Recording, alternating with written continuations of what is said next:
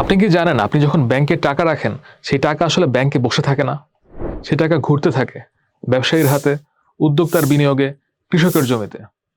Bank আসলে একটা অর্থনৈতিক ইঞ্জিন। আর আজকে আমরা জানবো বাংলাদেশের সেই ইঞ্জিন ঠিক কিভাবে কাজ করে।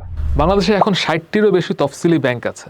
তার মধ্যে আছে সরকারি ব্যাংক, বেসরকারি ব্যাংক, বিদেশি ব্যাংক আর ইসলামী ব্যাংক। এই ব্যাংকগুলো মিলে প্রতিদিন কোটি কোটি টাকার লেনদেন পরিচালনা করে। কিন্তু এই পুরো সিস্টেমটা কিভাবে চলে, কে নিয়ন্ত্রণ করে, টাকা কোত্থেকে আসে, কোথায় যায়, চলুন ধাপে ধাপে বুঝি। পুরো ব্যাংকিং সেক্টরের শীর্ষে আছে বাংলাদেশ ব্যাংক, আমাদের কেন্দ্রীয় ব্যাংক। 1971 সালে স্বাধীনতার পরপরই এটা প্রতিষ্ঠিত হয়। বাংলাদেশ ব্যাংকের কাজ কি? এটা দেশের মুদ্রানীতি নির্ধারণ করে, মানে সুদের হার কতটুকু হবে, বাজারে কতটুকু টাকা থাকবে। এটা অন্য সব ব্যাংককে লাইসেন্স দেয় এবং তাদের কার্যক্রম মনিটরিং করে। বিদেশি মুদ্রার মজুদ পরিচালনাও করে বাংলাদেশ ব্যাংক। সহজ ভাষায় বললে বাংলাদেশ ব্যাংক হলো ব্যাংকের ব্যাংক। বাণিজ্যিক ব্যাংকগুলো যখন বিপদে পড়ে তখন তারা বাংলাদেশ ব্যাংকের কাছেই যায়।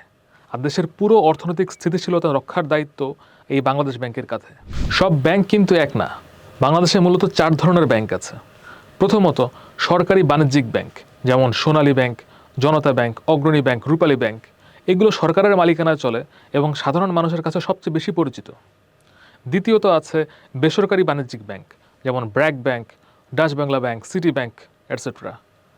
এগুলো বেশি প্রযুক্তিমুখী এবং সেবার দিক থেকে দ্রুত এগিয়ে গেছে। তৃতীয়ত ইসলামী ব্যাংক, যেমন ইসলামী ব্যাংক বাংলাদেশ লিমিটেড, আল আরাফা ইসলামী ব্যাংক।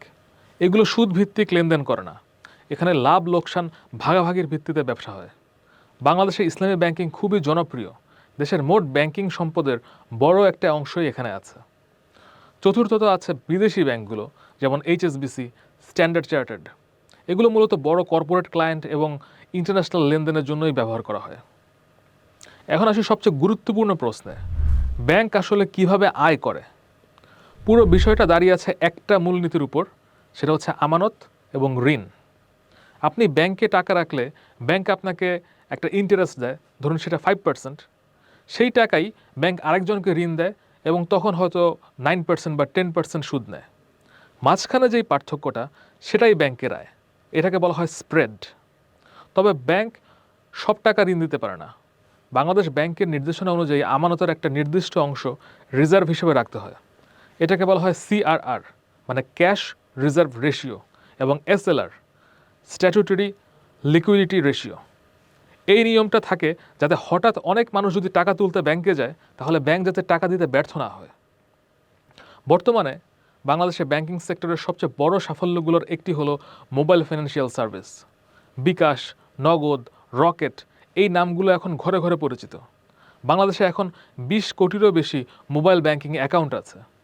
প্রতিদিন হাজার হাজার কোটি টাকা লেনদেন হচ্ছে শুধু মোবাইল ব্যাংকিংয়ের মাধ্যমে। এর সবচেয়ে বড় সুবিধা কোথায়? যে মানুষটা প্রত্যন্ত গ্রামে থাকেন, যার কাছে ব্যাংকের শাখা নেই, সেও এখন মোবাইলে টাকা পাঠাতে পারেন, বিল দিতে পারেন, সঞ্চয় করতে পারেন। মোবাইল ব্যাংকিং বাংলাদেশের আর্থিক অন্তর্ভুক্তির পথ অনেকটাই সহজ করে দিয়েছে। বাংলাদেশের ব্যাংকিং সেক্টরে একটা বড় সংকট হলো খেলাপি ঋণ। খেলাপি ঋণ মানে হলো যে ঋণ নেওয়া হয়েছে কিন্তু নির্দিষ্ট সময় ফেরত দেওয়া হয়নি। বাংলাদেশে খেলাপি ঋণের পরিমাণ এখন লক্ষ কোটি টাকার উপরে। কিন্তু কেন এটা সমস্যা?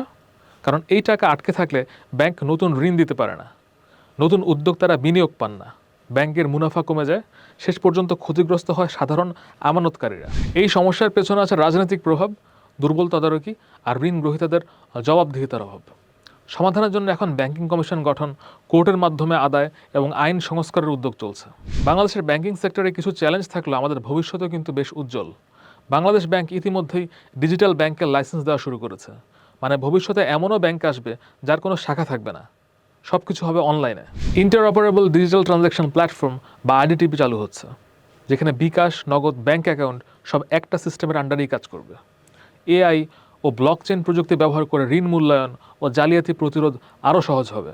আর ফিনটেক স্টার্টআপগুলো ঐতিহ্যবাহী ব্যাংকের সাথে মিলে নতুন ধরনের আর্থিক সেবা চালু করছে। এই রূপান্তরের মাঝেই লুকিয়ে আছে আপনার মতো তরুণদের জন্য হাজারো সুযোগ। ব্যাংকিং সেক্টর বাংলাদেশের অন্যতম বড় নিয়োগকর্তা। 60টিরও বেশি ব্যাংকে লক্ষাধিক মানুষ কর্মরত। এখানে চাইলেই আপনি ক্যারিয়ার করতে পারেন credit analyst, relationship manager, risk management, treasury, digital banking, এরকম অনেক জায়গায়। আর এখন ফিনটেক এবং ডিজিটাল ফাইন্যান্সের দুনিয়ায় প্রযুক্তিবিদ, ডেটা অ্যানালিস্ট, সাইবার সিকিউরিটি বিশেষজ্ঞদের চাহিদা কিন্তু আকাশচুম্বী। আর এই কারণে এখানের প্রতিযোগিতাও একটু বেশি। বাংলাদেশ ব্যাংক সহ বিভিন্ন ব্যাংকের চাকরির জন্য প্রতিযোগিতামূলক লিখিত পরীক্ষায় ভাই উত্তীর্ণ হতে হয়। ব্যাংকিং বিষয়ক বিভিন্ন দক্ষতা সহ নিয়মিত কারেন্ট অ্যাফেয়ার্স সম্পর্কে আপডেটেড থাকা এসব পরীক্ষার জন্য খুবই জরুরি। তাহলে বুঝলেন তো, ব্যাংক শুধু টাকা রাখার জায়গা না, এটা একটা দেশের অর্থনীতির হৃৎপিণ্ড বলা চলে। এটি চললে দেশ চলবে, এটি থামলে অর্থনীতিতেও ধাক্কা লাগবে। বাংলাদেশের ব্যাংকিং সেক্টর যতটা সম্ভাবনাময় ততটাই চ্যালেঞ্জে ভরা। আর এই চ্যালেঞ্জগুলো সমাধান করার জন্য দরকার আপনার মতো দক্ষ, সচেতন এবং প্রযুক্তিমুখী তরুণ।